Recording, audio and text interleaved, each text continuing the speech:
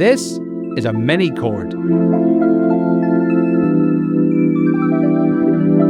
It's a very special instrument and I love it to bits. So I'll tell you a bit more about it, show you how to play it, and I'll also teach you how to make this cool, juicy Y2K style translucent enclosure. Hey, I'm ACY and I make vibey music for cool games and for your stereos, and I also love unusual instruments, and this lovely little guy definitely is pretty unusual. It's an open source synthesizer designed by Benjamin Poilve, and I hope I'm pronouncing that correctly. I think he's made something really special here. Now, if you're at all familiar with Suzuki's legendary omnichord range, you'll notice some immediate similarities here. It's pretty clear where the minichord takes its inspiration. Both allow chord progressions to be played and kind of magically strummed using a series of buttons and a special strip. But this is not a simple rip-off. The minichord is very much its own instrument with its own set of cool features and quirks and an incredibly charming, warm sound. First, let's take a look at the basic functions. On the left here, we've got 3 rows of buttons, each corresponding to a chord. Up top, major chords, and in the middle it's minor, and 7ths on the bottom. This little button here gives sharps. You can also combine buttons, and if you dig even deeper, we've got stuff like augmented chords and alternate root notes, which is really nice. But where it gets really fun is with this bit here. So we can hold down a chord, and then we can strum it a bit like a guitar or a harp.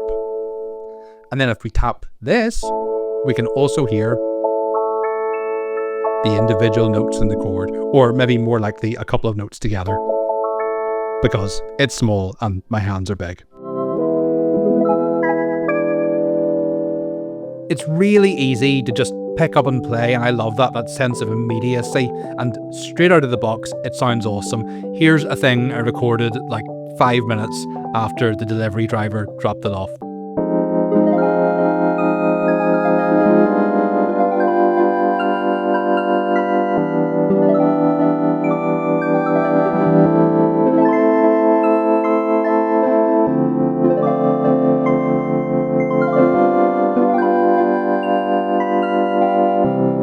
Just lovely. Now, if you're particularly eagle-eyed, or to be honest, even if you're not, you will have noticed a couple of interesting things about that clip. The first being that the minichord you saw there was ice white, whereas this is this kind of juicy pinky purple translucent one. That's because I customized it myself, and I will show you later in the video how to do that. The white still looks great, but when I realized this was an option, I had to have it. The second thing you might have noticed is that even though I was holding down the chord buttons, only some of the time the chords were ringing throughout without me necessarily having to have the button pressed in. That's because we have a hold function here, which is super handy and much appreciated. Okay, let's take a look at the rest of the controls. This knob up top controls the chord volume. I'll show you that hold function as well.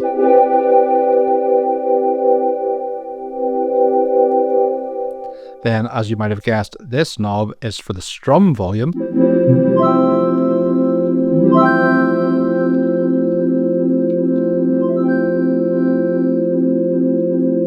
Now, I'm using the word strum, but in the manual they call this, I think, the touch zone. And let me tell you, baby, these sounds are touching me in all the right places.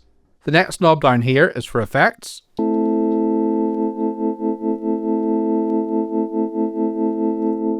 It comes with a dozen presets, and each has its own bank of effects going on mapped to this control. They're all really fun and tasteful too. And talking of presets, we can whiz between them with these 2 buttons down here. They all sound great. Something else I really appreciate is that the LED changes colour with each patch, which is super pretty and lets you know at a glance which one you're on. Neat. So those are some of the built-in sounds, but can you make your own presets? Well, yes, and thankfully, it's pretty easy to do. There's an in-browser editor available that you can also save for offline use, and it breaks down every function available on the synthesizer. It's pretty bare bones in terms of UI, but honestly, it wears it well. It's kind of nice being alone with just the instrument and the sounds. You can save and share patches as well, which is really cool and community driven. Now, something else that I was really interested in is that with the latest firmware update, the minichord also functions as a MIDI controller. So if you've got a bunch of hardware or software synthesizers, you can control them with this little guy and amazingly make them instantly strummable.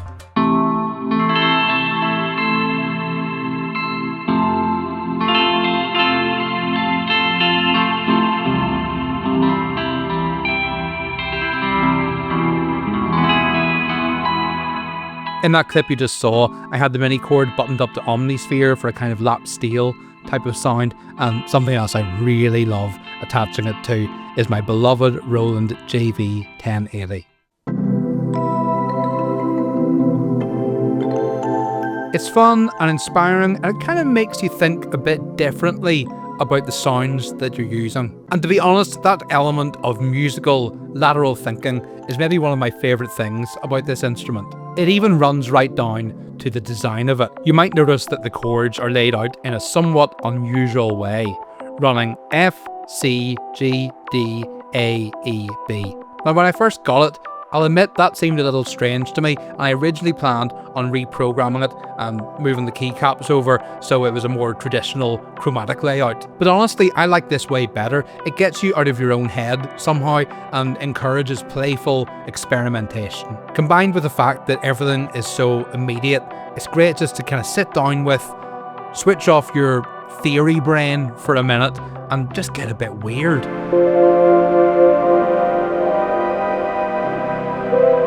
The minichord clearly excels as a solo instrument, one you can stick in your pocket when you're going somewhere nice or just noodle with on the sofa, but I don't think it has to end there. For example, it's also really nice to use for simple accompaniments. Here I am combining it with my Tetrogoro synthesizer, the Waraku TES 100, also made by Suzuki of Omnichord fame. It's loads of fun, and of course when it comes to using it in full tracks, the possibilities are endless. Especially as many of these buttons have secondary functions, which I haven't even gone into yet. For instance, there's, well, what's called rhythm mode, which is basically an arpeggiator.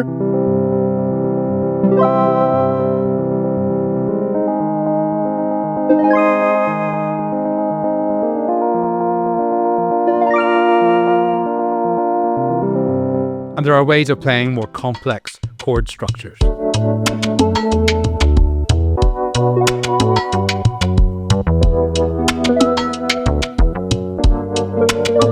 All in all, I think the minichord is a gorgeous instrument on so many levels, and the price is right too. I mean, I think I got this one for something like £150.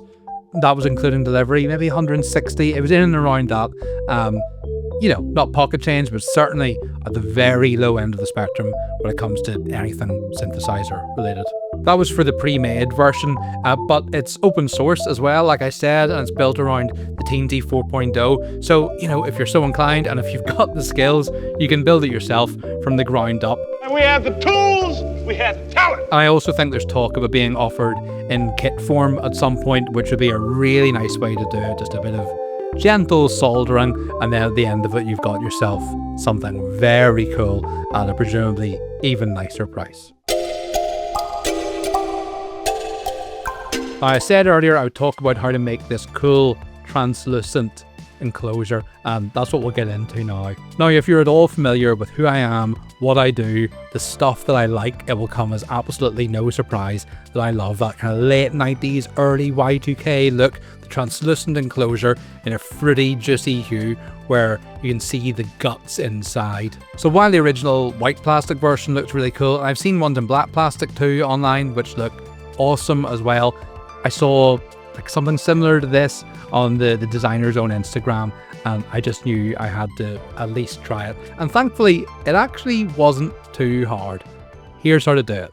First up, I grabbed the STL files for the enclosure from the project GitHub and sent them off to be 3D printed on transparent resin. Honestly, I wasn't sure how good it would look or if it would even really work that well, but I was very pleasantly surprised by the results.